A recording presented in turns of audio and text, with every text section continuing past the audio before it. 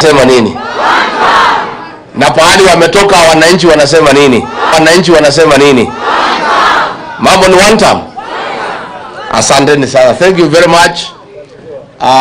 We'll be very brief because we have so many meetings and hatutaki kuwaweka sana.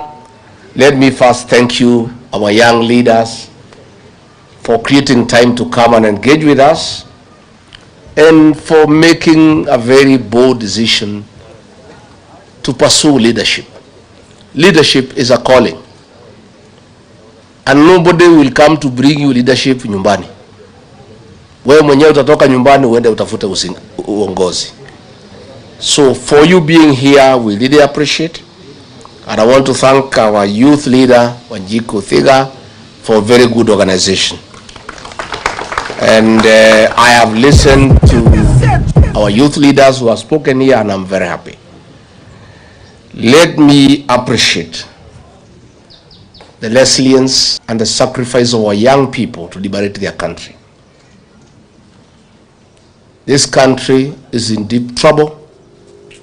We face extinction, we face anguish, and many challenges ahead. But God has been gracious to this country that our young people, the Genzs and the millennials, have taken a very firm stand that they will take an active role to liberate their country from oppression, from abductions, from extrajudicial killings, theft, mismanagement of public resources, nepotism, tribalism, and no other ills that bedevil our country, courtesy of one Genz. Nyinyi vijana nataka kumwambia pongezi. You know, on June 25th, when our young people came out in large numbers to say enough is enough, I, regarding Gachagu, was not even aware of the existence of the Genzs. I came to know that day that there is a group of young people calling themselves Genzs who have taken the country by storm. So even as William Ruto was accusing me of organizing the Genzs and funding them, I was not even aware of their existence. I, like everybody else, woke up to ask, who are these guys, new guys in town? The new sheriff in town. The young people had come of age, and they had come to say, we are here, and we are not going to take any more nonsense in this country. And young as we are, fearless, we are available for this country. And you made your point. And since that day, the Genzs are part and parcel of every conversation in our country. And that is the way it should be. Let nobody tell you that you are the leaders of tomorrow. No. You are the present and the future. And you must take your rightful place in our country.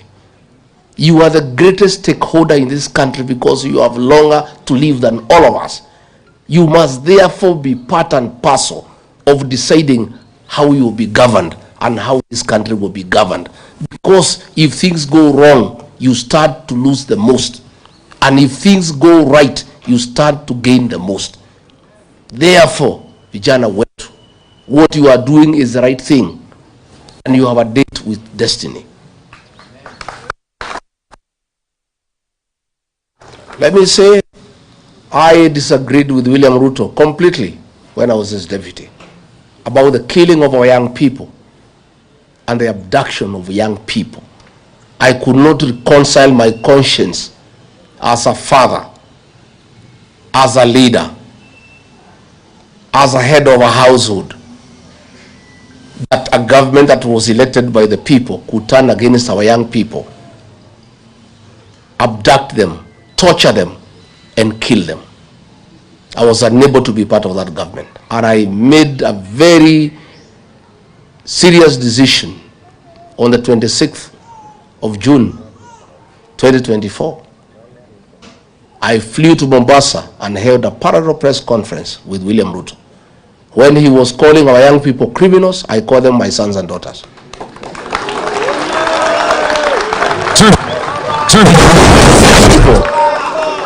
Many people try to stop me from having that press conference. Oh, you cannot speak when the president has spoken. But I say the president is behaving like an animal. I am not an animal myself, I'm a human being. And I must disassociate myself from his utterances. These are young people who are fighting for their country and for the right thing. And he is calling them criminals. And they are not criminals because what they were disagreeing with is what is criminal in nature. And I therefore affirmed our young people, and I said I want to be counted, that these are our young people, they are my sons and daughters, and they must be given a chance. And that's when I disagreed with William Ruto. After that day, until he threw me out of office, we never spoke again. He would just pretend to greet me in public, but he could not agree to face me because I would look at him at his face and ask him, why are you killing young people? You know, so my good people, DCP is your home. This is the home of the Gen Zs and the millennials. And my mission is very simple. Is to help you, the young people, get rid of Kasongo and take your rightful place in the governance of this country. Hata nikimaliza hiyo niende wa Monyoro nikapumzike, I'll be quite happy. Kasongo waende, vijana wachukue nafasi.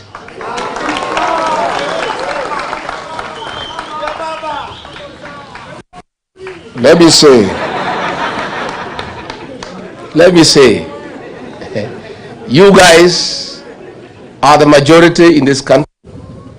This country is in your hands. There is nothing regarding Gachagu can do to liberate this country alone. If I don't have the support,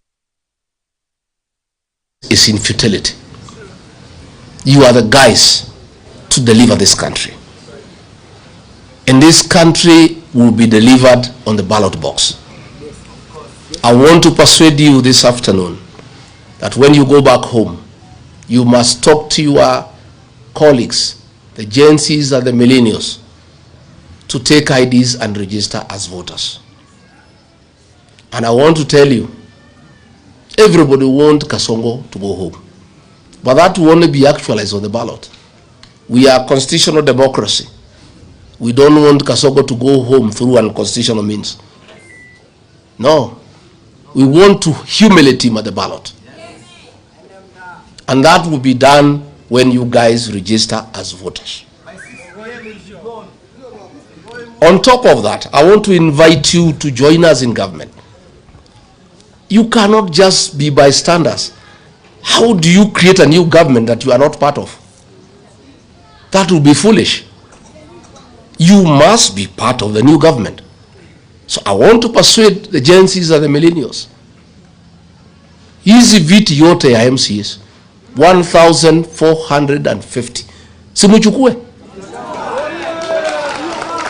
Munangojea nini? Nyinyi ndio majority. What are you waiting for? These 290 constituencies, take half of them.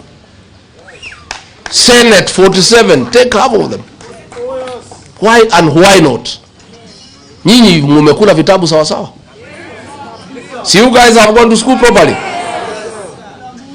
You guys are sharp. You guys are connected. You guys are current. You guys have exposure. And you guys are patriotic to your country. Why don't you agree to help our country by vying for these positions and come and make good laws and restore the dignity of your nation? What are you waiting for? My good people, what are you waiting for? We want to hand over this country to you. We just want to help you get rid of Kasongo because that is your greatest enemy. Kasongo is allergic to young people. He has allergy. So the only way our young people can survive and prevail and take their rightful place in this country is when Kasongo